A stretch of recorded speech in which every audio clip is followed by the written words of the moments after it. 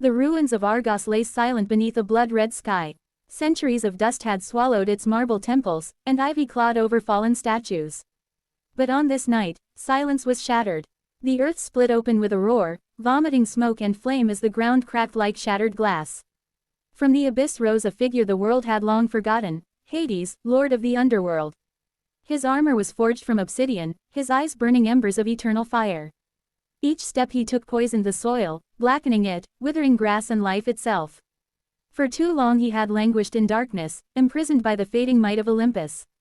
Now, with Zeus weakened and the old order crumbling, he had returned to claim dominion over both gods and men. But he did not come alone.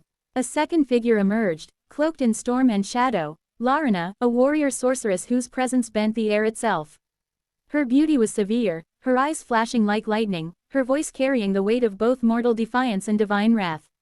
She had been whispered of in prophecy, born of a forgotten Titan cult, destined to either bring balance to the world or plunge it into eternal ruin. At the edge of the ruins, watching the sky twist into fire, stood Perseus. His hair now streaked with gray, his face weathered by both time and battle, he looked every bit the reluctant hero. The world had moved on from the age of gods, but destiny never truly released its grip. And now, as Hades rose again, Perseus knew that his past victories had only been preludes. The gathering storm. Perseus, Larina's voice carried across the broken stones, low and commanding. You cannot stop what has already begun. The age of mortals was a mistake. The gods will return, and through them, order will be restored. Stand aside, and you may yet live. Perseus tightened his grip on his sword, its blade glinting faintly even in the ash-filled air. I've lived long enough to see what your order brings. I fought for men, not for gods. And I'll fight again. Hades stepped forward, laughter rumbling like distant thunder. Foolish half-blood, you defied me once when you were young. Do you think age has made you stronger? Even Zeus with all his might could not chain me forever. You are but a mortal man. Maybe, Perseus replied, but a mortal man who killed your kraken. The underworld god's eyes flared with rage, and the ground beneath Perseus erupted in flames. Yet the hero leapt aside, his reflexes slowed but not dulled. The fight had begun. Clash of power. The battlefield became chaos. Hades conjured chains of molten iron, dragging them from the abyss, each one snapping through the air like serpents. Perseus slashed, sparks flying as metal met steel. One chain wrapped around his arm, burning through flesh, but he gritted his teeth and drove his blade upward, severing it. Above them, Larina raised her hands. Storm clouds swirled unnaturally fast, lightning spearing down like arrows of the gods. Her voice wove ancient words, each syllable twisting the air with raw power. Bolts of blue fire crackled, striking perilously close to Perseus. He rolled across the ground, his body aching, his breath ragged. But as Larina stepped closer, her spells weaving tighter around him, Perseus found an opening. With a sudden surge, he hurled his shield upward, catching a lightning strike. The impact was deafening, but the polished bronze reflected the energy back, blasting Larina off her feet. For a heartbeat, Perseus saw doubt in her eyes. The sorceress's temptation. Recovering, Larina stood, her dark hair whipping in the storm winds she commanded. Her expression softened, just for a moment. You don't understand, Perseus, she said, her voice trembling between fury and sorrow. The gods are dying. Their power wanes as mortals forget them. Without their return, the world will fall into chaos. Plague, war, fire. I have seen it. Perseus, chest heaving, spat blood and replied, I've seen what happens when gods rule. Innocence crushed under their pride. I won't let it happen again. You could join us, she urged, her storm-dark eyes searching his. Together, we could rebuild. You need not be their enemy. For an instant, the old warrior faltered. He saw truth in her desperation. Perhaps she truly believed what she said. Perhaps she, too, was bound by destiny. But behind her, Hades's laughter thundered, cruel and mocking. You see, Larina, Hades sneered, mortals cannot rise above their weakness.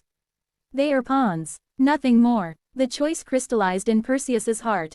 He would never kneel. The final confrontation. With a roar, Perseus charged. His blade gleamed in the firelight as he swung for Hades. The god blocked with a sweep of his staff, sparks flying as mortal steel met divine obsidian. Each blow rattled the earth, shockwaves blasting stone into dust. Larina joined the fray, her magic weaving tendrils of lightning around Perseus's strikes. Together, they pressed him, god and sorceress united in fury.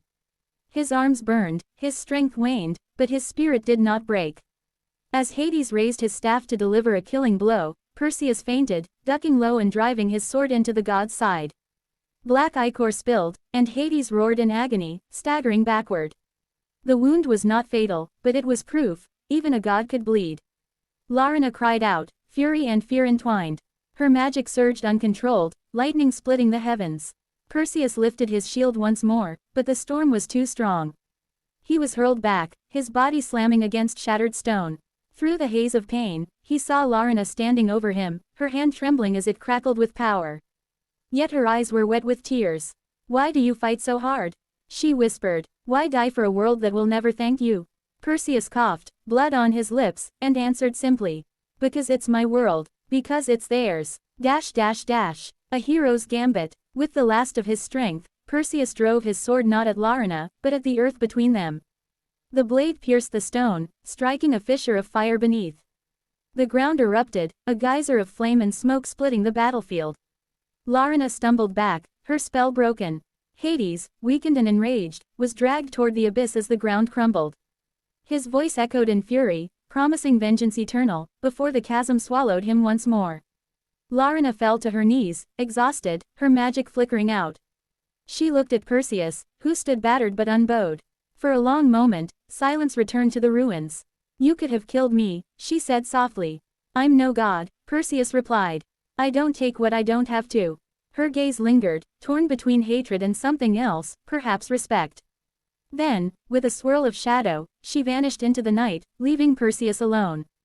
Dash dash dash. Epilogue. The storm faded, the sky cleared, revealing the first stars above the ruined city.